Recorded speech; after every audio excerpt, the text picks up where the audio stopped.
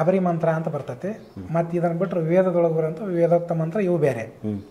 ಶಾಬರಿ ಮಂತ್ರಕ್ಕೂ ಮತ್ತು ವೇದೋಕ್ತ ಮಂತ್ರಕ್ಕೂ ವ್ಯತ್ಯಾಸ ಏನಂದ್ರೆ, ವೇದದೊಳಗಿರುವಂಥ ಮಂತ್ರ ಒಂದು ಹಂಗೆ ಉದಾಹರಣೆ ಕೊಡ್ಬೇಕಂದ್ರೆ, ಈಗ ನಮಗೆ ದೇವಿ ಆಗಲಿ ಅಥವಾ ಬೇರೆ ದೇವತೆಗಳಾಗಲಿ ಯಕ್ಷ ಗಂಧರ್ವರಾಗಲಿ ನಮಗೆ ಪ್ರತ್ಯಕ್ಷ ದರ್ಶನ ಕೊಡ್ಬೇಕಂದ್ರೆ ಇಂತಿಷ್ಟು ಲಕ್ಷ ಜಪ ಮಾಡಬೇಕು ಅಂತ ಅದ್ರೊಳಗೆ ಬರೆದಿರ್ತಾರೆ. ವೇದದೊಳಗಿರುವಂಥ ಒಂದು ನಮ್ಮ ಶಾಸ್ತ್ರ ಆಧಾರದೊಳಗಿರುವಂಥ ಮಂತ್ರದೊಳಗೆ ಅಷ್ಟು ಲಕ್ಷ ಜಪ ಮಾಡ್ಬೇಕಾದ್ರೆ ಟೈಮ್ ಭಾಳ ಆಗುತ್ತೆ. ಮತ್ತು ಈ ಶಾಬರಿ ಮಂತ್ರದೊಳಗೆ ಈಗ ಒಬ್ಬ ಯಕ್ಷ ಗಂಧರ್ವನ್ನ ಕರೆಯೋದಾಗಲಿ ಅಥವಾ ದೇವಿ ಕರೆಯೋದಾಗಲಿ ನಮ್ಮ ಎದುರುಗಡೆ ಬಂದು ಪ್ರಕಟವಾಗಿ ಕಾಣ್ಬೇಕು ಅವರು. ಈ ಲೆಕ್ಕಕ್ಕೆ ನಾವು ಅವ್ರನ್ನ ಕರೆದು ಅವ್ರನ್ನ ಮಾತಾಡ್ಸ್ಬೇಕಾದ್ರೆ ಬರೀ ಒಂದು 50,000 to 60,000 ಮಾತಿಗೆ ಉದಾಹರಣೆ ಹೇಳೋದು, 50,000 to 60,000 ಜಪ ಮಾಡಿದ್ರೆ ಅವ್ರು ಬರ್ತಾರ ಅಂತ ಇವ್ರು ಬರೆದು ಬಿಟ್ಟಿರ್ತಾರೆ. ಈಗ ಶಿವನ ದರ್ಶನ ನಾವು ಮಾಡ್ಬೇಕಂದ್ರೆ 1 ಲಕ್ಷ ಜಪ ಮಾಡಿದ್ಮ್ಯಾಗ ಶಿವ ಪ್ರಕಟವಾಗಿ ನಮ್ಮ ಎದುರುಗಡೆ ಬಂದು ಮಾತಾಡ್ಬೇಕು ಅಂತ ಶಾಬರಿ ಮಂತ್ರದೊಳಗೆ ಬರ್ದಾರ. ಶಾಬರಿ ಮಂತ್ರಗಳೆಲ್ಲ ಬ್ರಿಜ್ ಭಾಷೆ ಒಳಗೆ ಅದಾವೆ. ಬ್ರಿಜ್ ಭಾಷೆ ಅಂದ್ರೆ ಇದು ಒಂದು ಅಪಭ್ರಂಶ ಭಾಷೆ. ಇದು ಸಂಸ್ಕೃತ ಪಾಳಿ ಅದರಿಂದ ಹುಟ್ಟಿದ ಅಪಭ್ರಂಶ ಭಾಷೆ. ಈ ತುಳಸಿ ರಾಮಾಯಣ ಅದರೊಳಗೆ ಐತೆ ಬ್ರಿಜ್ ಭಾಷೆ ಒಳಗೆ. ಈ ಶಾಬರಿ ಮಂತ್ರಗಳೆಲ್ಲ ಸಂಸ್ಕೃತದೊಳಗಿಲ್ಲ, ಇದೇ ಬ್ರಿಜ್ ಭಾಷೆ ಒಳಗೆ ಅದಾವೆ. ಇದು ಬ್ರಿಜ್ ಭಾಷೆ ಅನ್ನೋದು ಇತ್ತಿತ್ತಲಾಗಿ ಲೋಪ ಆತು. ಈ ಸಂಸ್ಕೃತದೊಳಗಿರುವಂಥ ಏನು ಎಲ್ಲ ಮಂತ್ರಗಳು ಓದ್ತೀವಿ ಅವು ವೇದೋಕ್ತ ಮಂತ್ರಗಳವು. ಅದನ್ನು ಜಪ ಮಾಡ್ಬೇಕಾದ್ರೆ ಟೈಮ್ ಜಾಸ್ತಿ ಹೋಗುತ್ತೆ, ಜಲ್ದಿ ಅದು ಸಿದ್ಧಿನೂ ಆಗೋದಿಲ್ಲ. ಇದಕ್ಕೆ ಜಲ್ದಿ ಆಗುತ್ತೆ. ಮತ್ತು ವೇದದೊಳಗಿರೋ ಮಂತ್ರಕ್ಕೆ ಕೆಲವೊಂದು ನಮ್ಗೆ ದರ್ಶನಗಳಾಗಲಿ ಅನುಭವ ಆಗಂಗಿಲ್ಲ. ಯಾಕೆ ಆಗೋದಿಲ್ಲ ಅಂದ್ರೆ, ದ್ವಾಪರಯುಗ ಮುಗಿದು ಕಲಿಯುಗ ಬರೋ ಹೊತ್ತಿಗೆ ಕೆಲವೊಂದಿಷ್ಟು ಋಷಿಗಳು ಈ ಮಂತ್ರಗಳನ್ನು ದುರುಪಯೋಗ ಮಾಡಕತ್ತಿದ್ದನ್ನು ನೋಡಿದ್ರು ಅವರು. ನೋಡಿ ಏನಂದ್ರು, ಈ ಕಲಿಯುಗದೊಳಗೆ ಕೆಲವೊಂದು ವನಸ್ಪತಿಗಳಿಗೆ, ಯಂತ್ರ ಮಂತ್ರ ತಂತ್ರವಿದ್ಯೆಗಳಿಗೆ, ಈ ಮಂತ್ರಗಳಿಗೆ ಇವಕ್ಕೆಲ್ಲ ಶಾಪ್ ಕೊಟ್ರು. ಅಂದ್ರೆ ಇವು ಸಿದ್ಧಿ ಆಗಬಾರ್ದು, ಇದು ಸಿದ್ಧಿ ಆದ್ರೆ ಇದನ್ನು ತೊಗೊಂಡು ದುರುಪಯೋಗ ಮಾಡ್ತಾರ, ಜಗತ್ ನಾಶ ಮಾಡ್ತಾರೆ ಅವರು ಅಂತೇಳಿ ಅದನ್ನು ಸಿದ್ಧಿ ಆಗಬಾರ್ದು ಅಂತ ಶಾಪ್ ಕೊಟ್ರು. ಹಿಂಗಾಗಿ ಆ ಮಂತ್ರಗಳನ್ನು ಎಷ್ಟ ಜಪ ಮಾಡಿದ್ರು ಸಿದ್ಧಿ ಆಗೋದಿಲ್ಲ. ಅವು ಸಿದ್ಧಿ ಆಗ್ಬೇಕಂದ್ರೆ ಅದನ್ನು ಶಾಪ ನಿವಾರಣೆ ಮಾಡಬೇಕು. ಪ್ರತಿಯೊಂದು ಯಂತ್ರ ಮಂತ್ರ ತಂತ್ರಕ್ಕೂ ಶಾಪ ನಿವಾರಣೆ ಕ್ರಮ ಅಂತದವು, ಶಾಪ ನಿವಾರಣೆ ಮಂತ್ರ ಅಂತದವು. ಅದನ್ನು ಮಾಡಿ ಅವನು ಮಾಡಿದಾಗ ಅದು ಸಿದ್ಧಿ ಆಗುತ್ತಾ, ಇಲ್ಲ ಅಂದ್ರೆ ಆಗೋದಿಲ್ಲ ಅದು. ಶಾಪ ನಿವಾರಣಾ ಕ್ರಮದಿಂದ ನಾವು ಅದನ್ನೆಲ್ಲಾನು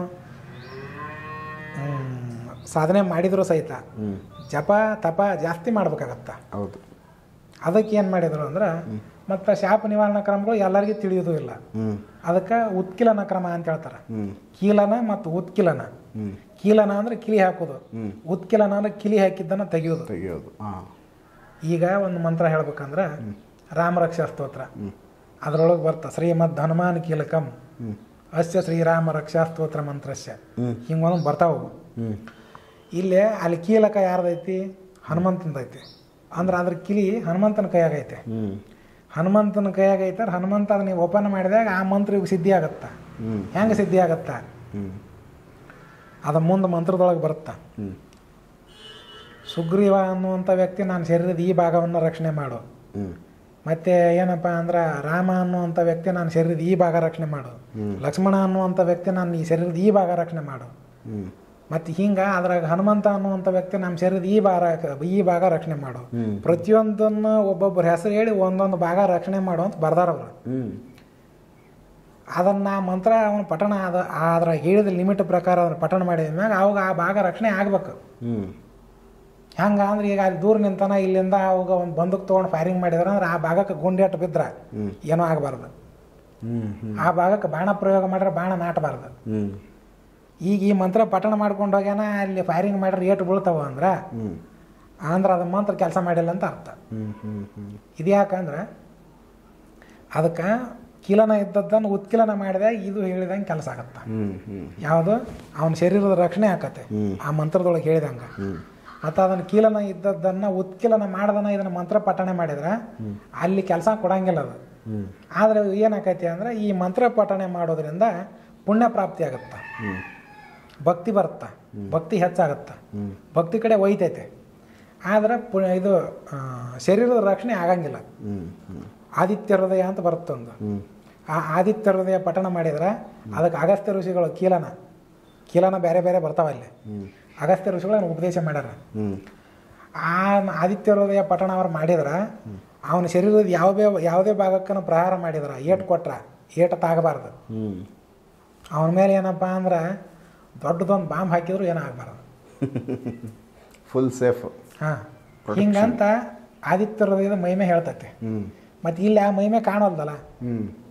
ಯಾಕೆ ಕಾಣೋಲ್ದು ಅಂದ್ರೆ ಆದಿತ್ಯ ಹೃದಯ ಪಠಣ ಮಾಡಿದಾರಂದ್ರೆ ಪುಣ್ಯ ಪ್ರಾಪ್ತಿ ಆಗತ್ತೆ, ಸೂರ್ಯನ ಕೃಪೆ ಆಗತ್ತೆ. ಆದರೆ ಇಲ್ಲಿ ಅಲ್ಲಿ ಹೇಳಿದಂಥ ಒಂದು ಫಲಿತಾಂಶಗಳು ಕಾಣೋಲ್ವ ಅಂದ್ರೆ ಅದು ಕೀಲನ ಮಾಡ್ಯಾರ ಮಂತ್ರನ. ಅದನ್ನು ಕೀಲನ ಮಾಡಿದ್ದಾನೆ, ಉತ್ಕೀಲನ ಮಾಡಿದಾಗ ಅದು ಓಪನ್ ಆಗುತ್ತೆ. ಅದು ಓಪನ್ ಆದಾಗ ಅದು ಹೇಳಿದಂಗೆ ಫಲ ಕೊಡುತ್ತೆ. ಇಲ್ಲ ಅಂದ್ರೆ ಅದನ್ನು ಪಠಣ ಮಾಡ್ಕೊತ ಹೋಗೋದ ಇವ್ರಿಗೆ ಒಳ್ಳೇದಾಗ್ತಿರ್ತ ಅಷ್ಟೇ. ಇದು ಉತ್ಕೀಲನ ಕ್ರಮ ಅಂತ ಹೇಳ್ತಾರೆ. ಇಲ್ಲೇ ಈ ವೈದಿಕ ಮಂತ್ರದೊಳಗೆ ಮಾತ್ರ ಇವು ಬರ್ತಾವೆ. ಈ ವೈದಿಕ ಮಂತ್ರಗಳು ದ್ವಾಪರ ಯುಗದಕ್ಕಿಂತ ಮುಂಚೆ ತಯಾರಾದವು. ದ್ವಾಪರ ಯುಗ ಅನ್ಬೋದು, ತ್ರೇತಾಯುಗ ಅನ್ಬೋದು, ಇದಕ್ಕಿಂತ ಮುಂಚೆ ತಯಾರಾದವು. ಈ ಕಾರಣದಿಂದ ಇವಕ್ಕೆಲ್ಲವಕ್ಕೂ ಋಷಿಮುನಿಗಳು ಕೀಲನ ಮಾಡ್ರಿ ಅವನ್ನ, ದುರುಪಯೋಗ ಮಾಡ್ಕೋಬಾರ್ದು ಅಂತ. ಇದು ಆದ ಹೋದ ನಂತರ ನವನಾಥರು ಬರ್ತಾರೆ 9 ಮಂದಿ. ಗೋರಖನಾಥ, ಮತ್ಸ್ಯೇಂದ್ರನಾಥ, ಜಾಲಂಧರನಾಥ, ಇವರು ಚರ್ಪಟಿನಾಥ, ಇವರೆಲ್ಲ ಇನ್ನೂ ಬರ್ತಾರೆ. ಇವರೆಲ್ಲ 9 ಮಂದಿ ಕಲಿಯುಗದಾಗ ಬರ್ತಾರೆ. ಇವ್ರು ಏನು ಮಾಡಿದರು ಅಂತಂದ್ರೆ ಈ ಮಂತ್ರಗಳನ್ನೆಲ್ಲನೂ ವೈದಿಕ ಮಂತ್ರ ನೋಡಿದ್ರಿ ಇವರು. ಉತ್ಕೀಲನ ಮಾಡಿದ್ದು, ಇದಕ್ಕೆ ಋಷಿಗಳು ಶಾಪ್ ಕೊಟ್ಟದ್ದು ಇದನ್ನೆಲ್ಲ ನೋಡಿ ಇದನ್ನು ಈಗಿನ ಜನರು ಮಾಡೋಕ್ಕಾಗೋದಿಲ್ಲ, ಅದಕ್ಕಿದು ಬೇಡ,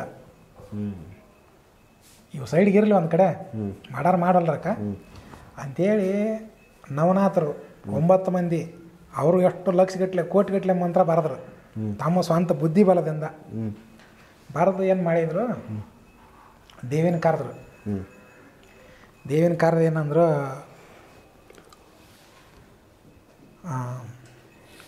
ನೀವು ನಾನು ಇಂಥ ಮಂತ್ರ ಬರ್ತೀನಿ ನಿನ್ನ ಹೆಸರಿನ ಮೇಲೆ, ಇಷ್ಟು ಜಪ ಮಾಡಿದ್ಮ್ಯಾಗ ಇಂಥ ವರ ನೀ ಕೊಡ್ಬೇಕು, ಇಷ್ಟು ಜಪ ಮಾಡಿದ್ಮೇಲೆ ನೀನು ದರ್ಶನ ಕೊಡ್ತೀಯ ಅಂತ ಬರ್ತೀನಿ, ಅದನ್ನು ನೀ ಕೊಡ್ಬೇಕು.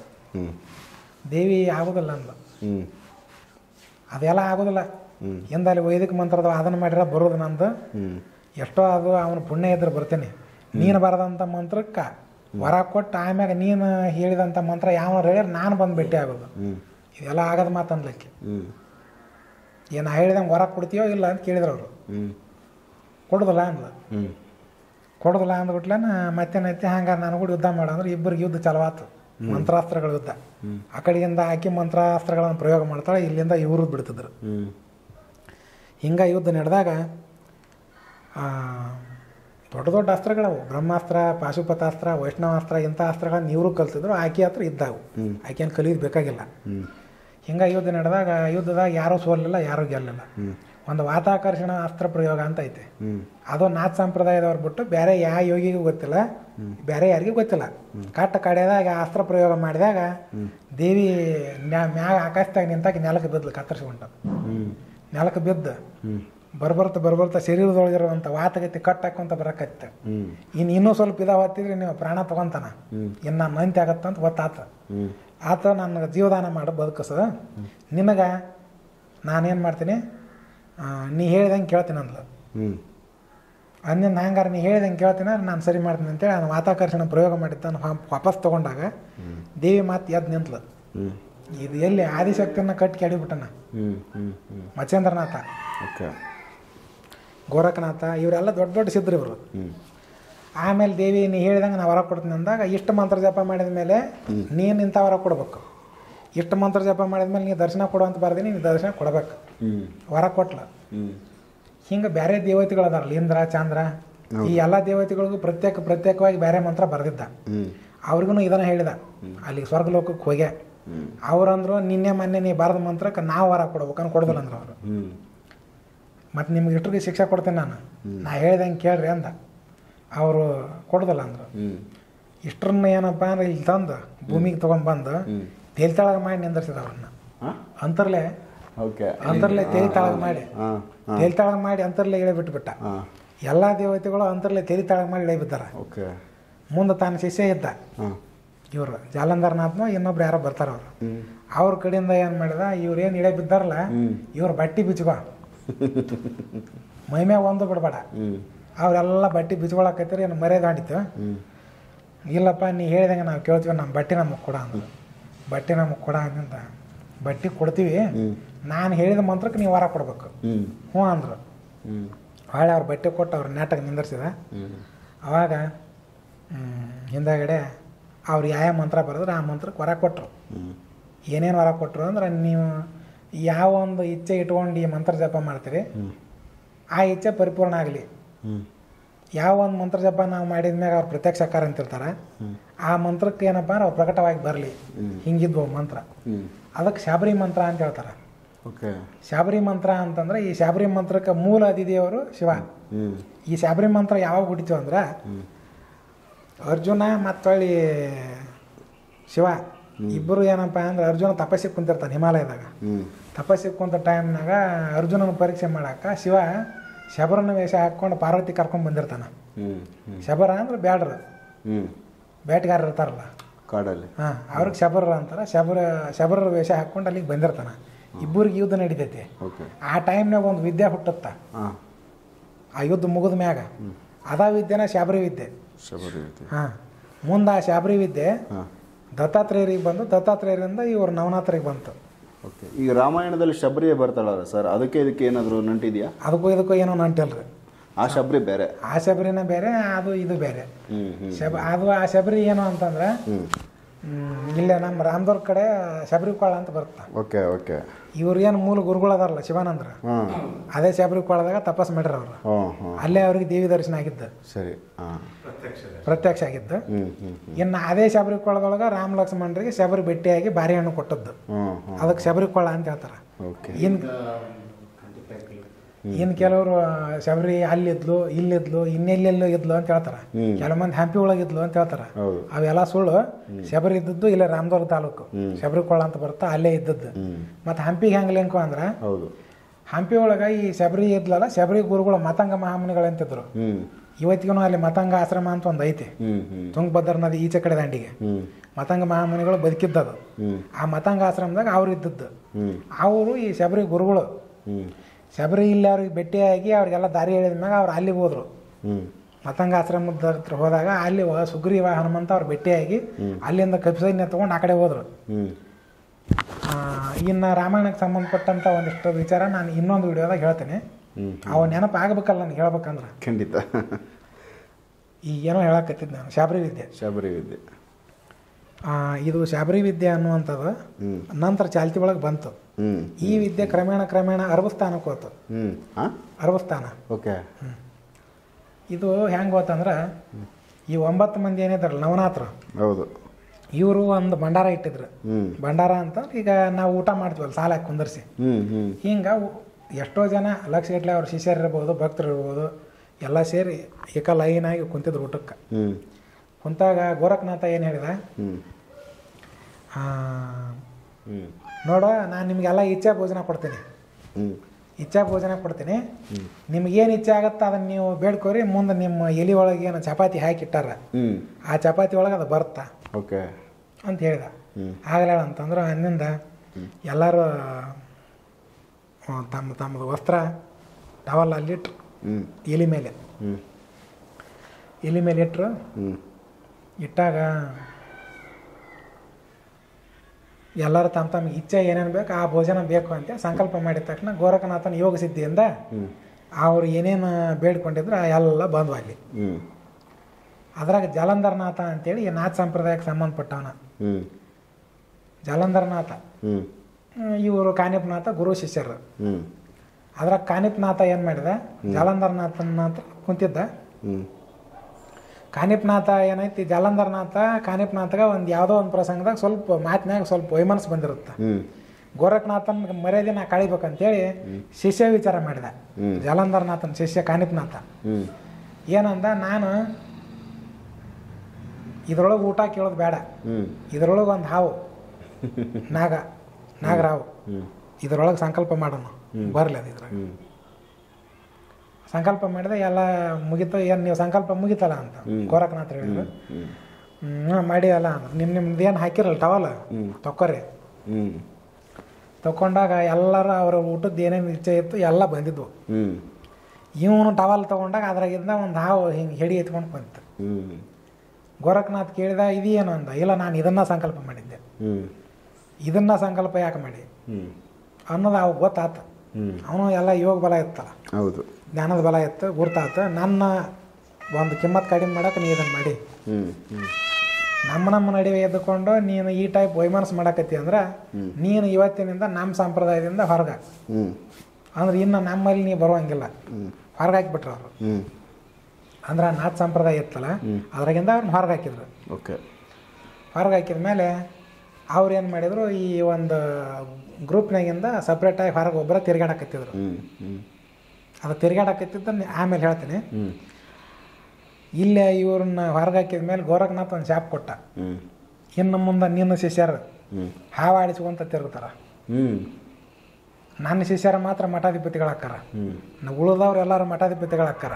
ಇನ್ನು ನಿನ್ನ ಶಿಷ್ಯರು ನಿನ್ನ ವರ್ಗದವರು ಊರಾಗ ಬೀದ್ಯಾಗ ಹಾವಾಡಿಸ್ಕೊಂತ ತಿರುಗಲಿ ಹ್ಞೂ ಅಂತಂದು ಶಾಪ್ ಕೊಟ್ಟ. ಹ್ಞೂ ಈಗ ನೋಡ್ರಿ ಇಲ್ಲಿ ರಸ್ತೆದಾಗ ಹಾವಾಡಿಸೋರು ಬಂದಿರ್ತಾರಲ್ಲ, ಹೌದು, ಅವರೆಲ್ಲ ಈ ಕಾನಿಪನಾಥನ ಒಂದು ಸಂಪ್ರದಾಯಕ್ಕೆ ಸಂಬಂಧಪಟ್ಟವ್ರ ಹೆಸರು ಅದನ್ನ ಹೇಳ್ತಾರೆ. ಹ್ಞೂ ಹ್ಞೂ ಅವರು ಆಂಜನ ಗುಟ್ಕಾ ಇವು ಏನೇನೋ ಬರ್ತಾವಲ್ಲ, ಹ್ಞೂ ಅವನ್ನೆಲ್ಲ ನಾಥ ಸಂಪ್ರದಾಯದವ್ರು ಏನೇನು ಇಟ್ಕೊಂಡಿರ್ತಾರೆ ಅವೆಲ್ಲ ಅವ್ರ ಹತ್ರ ಸಿಗ್ತಾವೆ. ನಾರು ಬೇರು ಆಂಜನ ಗುಟ್ಕಾ ಎಲ್ಲ ಹ್ಞೂ ಸಿಗ್ತಾವೆ. ಅವ್ರ ಮಂತ್ರ ಉಪಯೋಗ ಮಾಡೋದು ಶಾಬರಿ ಮಂತ್ರನ. ಹ್ಞೂ ಅದು ಕಾನಿಪನಾಥನಿಂದ ಬಂದದ್ದು, ಅವ್ರ ಶಿಷ್ಯರವರು. ಹ್ಞೂ ಅವ್ರಿಗೆ ಗೋರಖನಾಥನ ಶಾಪ್ ಇದ್ದ ಕಾರಣಕ್ಕೆ ಹಾವಾಡಿಸ್ಕೊಂತ ತಿರ್ಗಾಡಕತ್ತಿದ್ರು. ಇತ್ತಿತ್ಲಾಗ ಅದು ಕಾಣೋದನ್ನು ಬಂದ್ ಆಗೈತಿ. ಈಗ ಅದು ಕಮ್ಮಿ ಆಯಿತು. ಹ್ಞೂ ಮುಂದೆ ಕಾನಿಪನಾಥ ಹಿಂಗೆ ತಿರ್ಗಾಡ್ಕೊಂತಿದ್ದಾಗ ಇದಕ್ಕೆ ಹೋದ, ಎಲ್ಲಿಗೆ ಅರ್ಬಸ್ಥಾನಕ್ಕೆ. ಹ್ಞೂ ಹಿಂಗೆ ತಿರ್ಕೊಂತಿದ್ದಾಗ ಗರ್ಭಸ್ಥಾನದ ಕಡೆ ಹೋದ. ಹೋದಾಗ ಅಲ್ಲಿ ಮುಂದೆ ಅಲ್ಲಿ ಕೆಲವು ಸೂಫಿ ಪಂತ್ರದೊಳಗಿರೋ ಫಕೀರರು, ಸೂಫಿ ಸಂಪ್ರದಾಯದ ಫಕೀರರು ಭೇಟಿ ಆದರು. ಮತ್ತು ಅವರು ಆಧ್ಯಾತ್ಮದೊಳಗೆ ಸಾಧನೆ ಮಾಡಿದವರು, ಇವರು ಮಾಡಿದವರ ಅಲ್ಲ, ಅವ್ರಿಗೆ ಮಾತಾಗತ್ತವು. ಅವಾಗ ಏನು ಮಾಡಿದರು, ಸ್ವಲ್ಪ ಮಾತಿನ ಒಂದು ಚರ್ಚೆ ಮಾಡಿದಾಗ ಇವರು ಮುಂದೆ ಕಾನಿಪನಾಥನಿಂದ ಅವ್ರು ಕೆಲವು ಮಂತ್ರಗಳನ್ನು ತೊಗೊಂಡ್ರು. ಸೂಫಿ ಸಂತರು ತೊಗೊಂಡು ತಮ್ಮ ಒಂದು ಅರೇಬಿಕ್ ಭಾಷೆ ಒಳಗೆ ಬರ್ಕೊಂಡ್ರು. ಅವನ್ನ ಅರೇಬಿಕ್ ಭಾಷೆ ಅನ್ಬೋದು, ಉರ್ದು ಅನ್ಬೋದು, ಮತ್ತು ಆ ಏರಿಯಾದಾಗ ಯಾವ ಭಾಷೆ ಉಪಯೋಗ ಮಾಡ್ತಾರೆ ಆ ಭಾಷೆ ಅದನ್ನ ಬರ್ಕೊಂಡ್ರು. ಇನ್ನೂ ಯಾವ್ಯಾವ ಭಾಷೆ ಇದ್ವು ಅಲ್ಲಿ, ಆ ಎಲ್ಲ ಭಾಷೆ ಒಳಗೂ ಇವು ಮಂತ್ರಗಳನ್ನು ಭಾಷಾಂತರ ಮಾಡ್ಕೊಂಡ್ರು. ಅದು ಆಗಿಂದ ಅದನ್ನು ಅವ್ರು ಉಪಯೋಗ ಮಾಡಕತ್ತಿದ್ರು ಮಂತ್ರಗಳನ್ನು. ಅವು ಮಂತ್ರಗಳು ಏನೈತಿ ಅದನ್ನು ಹೇಳಿದ ತಕ್ಷಣ ಆಗಿಂದಾಗ ಕೆಲಸ ಮಾಡ್ತಿದ್ವು. ಯಾಕಂತಂದ್ರೆ ಅವು ಶಾಬರಿ ಮಂತ್ರವು, ಕೆಲಸ ಆಗಿಂದಾಗ ಮಾಡ್ತಾವೆ. ಆ ಮಂತ್ರಗಳನ್ನು ಅವ್ರು ಉಪಯೋಗ ಮಾಡಕತ್ತಿರು. ಒಳ್ಳೇದು ಕೆಟ್ಟದ್ದು ಎರಡೂ ಅದಾವ ಅದ್ರಾಗ. ಅದನ್ನು ಉಪಯೋಗ ಮಾಡಕತ್ತಿರು. ಕ್ರಮೇಣ ನಮ್ಮಲ್ಲಿ ಶಾಬರಿ ಮಂತ್ರಗಳು ಕ್ರಮೇಣ ಲೋಪ ಆದವು. ಇಲ್ಲಿ ವೈದಿಕ ಮಂತ್ರ ಇಲ್ಲಿ ಮತ್ತೆ ಪ್ರಚಾರಕ್ಕೆ ಬಂದವು. ಆರು ಸಿದ್ಧಿ ಆಗಂಗಿಲ್ಲ. ಈ ಶಾಪ ನಿವಾರಣೆ ಕ್ರಮ ಇವ್ರಿಗೆ ಗೊತ್ತಿಲ್ಲ. ಹಿಂಗಾಗಿ ಈಗ ಒಂದು ಮಾತು ಹೇಳ್ತಾರ ಪ್ರಚಲಿತದೊಳಗೆ, ಮುಸಲ್ಮಾನರು ನಮ್ಮ ಮಂತ್ರಗಳನ್ನು ಏನಪ್ಪ ಅಂದ್ರೆ ಬರೀ 10,000 ಜಪ ಮಾಡ್ರೆ ಸಿದ್ಧಿ ಹಾಕವು. ಮಂತ್ರ ನಮ್ಮ ಸ್ಪೀಡ್ ಕೆಲಸ ಕೊಡ್ತಾವೆ. ನಿಮ್ದು 1,00,000 ಜಪ ಮಾಡ್ಬೇಕು, ನೀವು ಮಂತ್ರ ನಿಧಾನ ಅಂತ ಕೆಲವು ಇಲ್ಲಿ ಹೇಳ್ತಾರೆ ನಮ್ಮ ಸೈಡ್. ಅದು ಕಾರಣ ಏನನ್ನೋದು ಅವ್ರಿಗೆ ಗೊತ್ತಿಲ್ಲ. ಅದು ಕಾರಣ ಇಲ್ಲಿ ಹಿಂಗೈತೆ ಈ ಥರ. ಅದು ಮಂತ್ರ ನೋಡಿದ್ರೆ ಅರೇಬಿಕ್ ಭಾಷೆ ಒಳಗೆ ಇರ್ತಾವೆ. ಯಂತ್ರನೂ ಅರೇಬಿಕ್ ಅಂಕಿನ ಇರ್ತಾವೆ, ಅರೇಬಿಕ್ ಅಕ್ಷರನ ಇರ್ತಾವೆ. ಮತ್ತು ಅದು ಶಾಬರಿ ಮಂತ್ರ ಅನ್ನೋದಕ್ಕೆ ಇನ್ನೂ ಒಂದು ಆಧಾರ ಐತೆ. ನಾಥ ಸಂಪ್ರದಾಯದವರು ಈಗ ನಾವು ನಮಸ್ಕಾರ ಅಂತ ಹೇಳ್ತೀವಲ್ಲ, ಹಂಗೆ ಅವ್ರು ಆದೇಶ ಅಂತ ಹೇಳ್ತಾರೆ. ಆದೇಶ ಕೊಡ್ತಾರೆ ಅವರು, ಗುರು ಗೋರಖನಾಥಕ್ಕೆ ಆದೇಶ ಇಲ್ಲ ಆದೇಶ ಅಂತ ಇರುತ್ತೆ.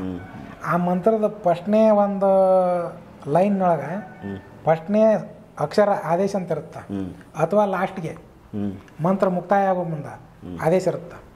ಈ ಆದೇಶ ಅನ್ನುವಂಥ ಶಬ್ದ ಈ ನಾಥ ಸಂಪ್ರದಾಯದಿಂದ ಹೊರಟು ಹೋದದ್ದು. ಅದ ಮಂತ್ರದೊಳಗೆ ಏನೇನೋ ಇರ್ತಾವೆ, ಅರಬಿ ಭಾಷೆ ಒಳಗೆ ಏನೇನೋ ಬರ್ಕೊಂಡಿರ್ತಾರೆ ಅವರು. ಆದ್ರೆ ಮಂತ್ರದ ಪ್ರಾರಂಭ ಮತ್ತು ಮಂತ್ರದ ಕೊನೆ ಆದೇಶ ಇರತ್ತಾವ. ಕೆಲವೊಂದು ಮಂತ್ರದಾಗ ಇವ್ರ ಹೆಸರು ಇರ್ತಾವೆ, ಕಾನಿಪನಾಥನ ಹೆಸರು, ಗೋರಖನಾಥನ ಹೆಸರು ಇರತ್ತಾವ. ಅವನ ಅರಬಿ ಭಾಷೆ ಮಂತ್ರ ಚೆಕ್ ಮಾಡಿದ್ರೆ ಗೊತ್ತಾಗತ್ತ.